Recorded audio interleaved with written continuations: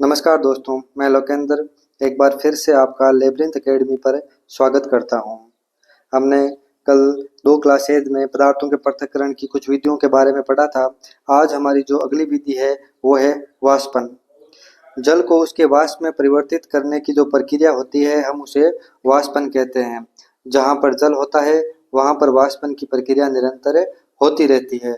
कहीं पर भी अगर जल है उपस्थित है तो वहाँ पर सूर्य की प्रकाश और सूर्य की गर्मी से निरंतर वाष्पन की प्रक्रिया चलती रहती है। जैसे मान लीजिए कि नमक और जल का मिश्रण है। अगर इस नमक और जल के मिश्रण को जब हम बर्नर की सहायता से गर्म करेंगे तो इसमें से जो जल है उसकी तो वाष्प बन जाएगी और नमक है वो हमारा जो ये बीकर है इसमें से ऐसे रह जाएगा। हम देखते हैं कि समुद्री जल होता है उसमें अत्यधिक मात्रा में लवण होते हैं और इन्हीं लवणों से हम साधारण नमक भी प्राप्त कर सकते हैं।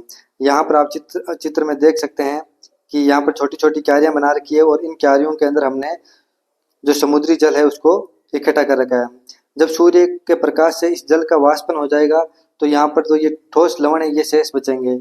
जब हम इन ठोस लवण है इनके मिश्रण का शोधन करेंगे तो हमें साधारण नमक यहाँ से प्राप्त हो जाएगा। तो ये हमारी वाष्पन विधि थी जिसका उपयोग हम नमक और जल के मिश्रण को पृथक करने के लिए करते हैं। समुद्री जल से नमक बनाने के लिए जो हमारा दैनिक जीवन में जो हम नमक इस्तेमाल करते हैं साधारण नमक उसको बनाने में करते हैं। पूर्ण हो चुकी है जो हमारी पृथक्करण की विधियां थी इस चैप्टर में इतनी ही देर की है। अब हमारे सामने एक उदाहरण है कि हमें नमक, रेत और जल का मिश्रण है उससे हमें पृथक करना है। तो हम कौन कौन सी विधियों का पालन करेंगे। देखिए, सबसे पहले हम करेंगे अवसादन। मान लीजिए कि कोई गिलास है का मिश्रण लिया है, नमक भी है, जल भी है और रेत भी है। तो सबसे पहले हम इसको अच्छी तरीके से मिलाएंगे। इस मिश्रण को अच्छी तरीके से हिलाकर मिलाएंगे जिससे कि इसमें जो नमक है वो जल के अंदर मिश्रित हो जाए। मिट्टी होगी वो यहाँ पर नीचे एकत्रित हो जाएगी। मिट्टी होगी वो यहाँ पर गिलास के जो नीचे है वहाँ पर एकत्रित हो जाएगी। हम इस प्रक्रिया को बोलेंगे अवसादन। तो सबसे पहली प्रक्रिया होगी वो होगी अवसादन की। उसके पश्चात में हम देखेंगे हमारे जो इस गिलास में कुछ जो गंदला जल रहेगा उसको हम किसी दूसरे बर्तन में ले लेंगे। ये हमने दूसरा जो बीकर या गिलास ले लिया, इसके अंदर हमारा वो गंदला जल है। इस जल में क्या क्या है, इसमें कुछ मात्रा में मिट्टी है प्लस नमक है प्लस जल है। अब हमने दूसरी प्रक्रिया हमने पीछे भी इसको पढ़ा था, उसके अंदर हमें निस्यंदन की प्रक्रिया अपनाती। इस पानी को हमें फिल्टर करना था। इस पानी को हम क्या करेंगे, इसमें फिल्टर करेंगे या इसका करेंगे निस्यंदन। निस्यंदन करने के पश्चात हमें ऐसा पानी प्राप्त होगा जिसमें नमक होगा प्लस जल होगा। इसके पश्चात हमें जो मिश्रण प्राप्त होगा वो जल प्लस नमक का प्राप्त होगा। इस नमक और जल के मिश्रण को हम इस केतली में इकट्ठा करेंगे और इसको गर्म करेंगे। जैसे ही गर्म करेंगे तो जो पानी है वो वाष्प बनकर यहाँ पर आएगा। तो यहाँ पर हमने क्या कर दिया कि संघनन करने के लिए पानी को जो वाष्प है उसको वापस पानी में परिवर्तित करने के लिए बर्फ रखकर एक बर्तन ले लिया है, जिससे कि जैसे ही ये वाष्प यहाँ पर टकराएगी ये ठंडी होकर वापस इस बीकर में इकट्ठा हो जाएगा। जो वाष्प है वापस इकट्ठा हो जाएगी जो जल बनकर हमारे पास बीकर में आ जाएगी।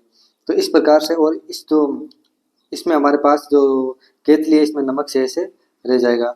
इस प्रकार हमने देखा कि नमक, रेत और जल के मिश्रण को भी हम इन विधियों के द्वारा पृथक कर सकते हैं। अब यहाँ पर एक हमारे सामने क्वेश्चन आता है कि जो नमक की कितनी मात्रा थी वो पानी में मिश्रित हुई है। इसके बारे में हम सोच सकते हैं कि नमक की भाई कितनी मात्रा है वो पानी के अंदर मिश्रित हो सकती है। कई पदार्थ जल में घुलकर विलयन बनाते हैं, तब हम उन पदार्थों को जल में विलय कहते हैं। ये हमने विलय की परिभाषा पिछले अध्याय के अंदर भी पढ़ी थी। अब हमारे सामने ये मुख्य प्रश्न है, इसको आपको याद रखना है। ये हमारा अंतिम टॉपिक है आज का, संतृप्त विलयन। पदार्थ को द्रव्य में घोलने से विलयन बनता है। यदि विलयन में और अधिक पदार्थ न घुल सके तो ये विलयन संतृप्त कहलाता है। मान लीजिए आपने ये गिलास लिया, इसमें पानी लिया, इस पानी में आप नमक डालते गए। यहाँ पर नमक कुछ देर तक तो घुलता रहेगा, लेकिन कुछ देर के पश्चात इस पानी में नमक घुलना बंद हो जाएगा और वो नीचे अवसादित होने लग जाएगा।